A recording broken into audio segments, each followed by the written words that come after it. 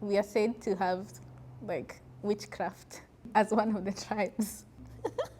Yeah, which is a lie, of course. The country I'm from is the most populated black nation on earth, Nigeria. It's beautiful, culturally diverse, with over 250 ethnic groups. Yeah, so the people would be my favorite thing about Nigeria, because whenever you go home, that connection, you cannot get it anywhere else in the world, so it would be the people. I'm Ugandan and Jamaican. Well, they call Uganda the Pearl of Africa. I feel like Jamaica-wise can speak for itself. I feel like a lot of people know about Jamaica. So I'd say like the waterfalls, Lake Victoria is quite famous.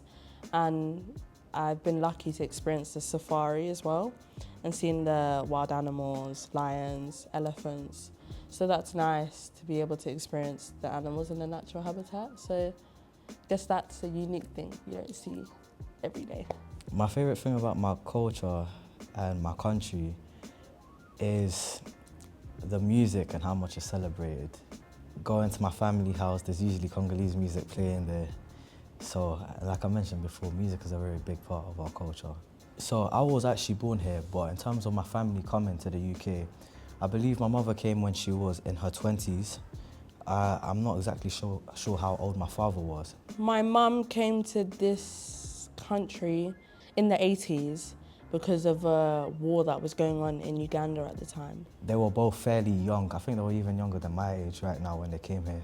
I'd probably say, because she was quite young, she didn't have the chance to experience where she's actually from that much, and then being uprooted to a new country. Having to learn a new language, being homesick. Even like the loneliness and maybe feeling abandoned and confused as to why you're here in the first place. A lot of my family members are in London, Canada, USA, they're everywhere.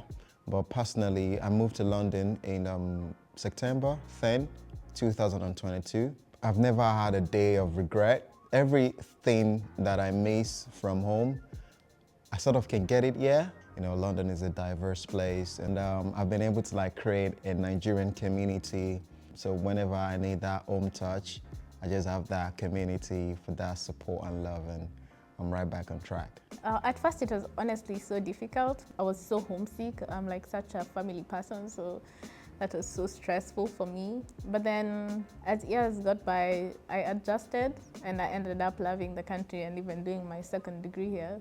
I think being black to me, for me, means being Kenyan. Especially if someone asks me where I'm from, I'm so excited to say I'm Kenyan. I'd say it means perseverance, just making sure you always show up at your best and also making sure that you're heard.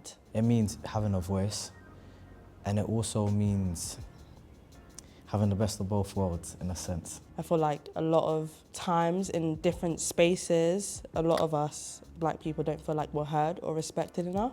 It's very important that you're confident and you speak the best about yourself to whoever's listening. On the positive side, it's taught me a lot about community and being open-minded. I guess being Congolese and trans as well, because you don't see that too often. Black means excellence to me, and I love being black. Everything that I am today is because of where I come from. The Nigerian culture promotes love, promotes hard work and resilience, basically. So because of me coming from that has made me thrive being in London. So I wouldn't trade it for anything else.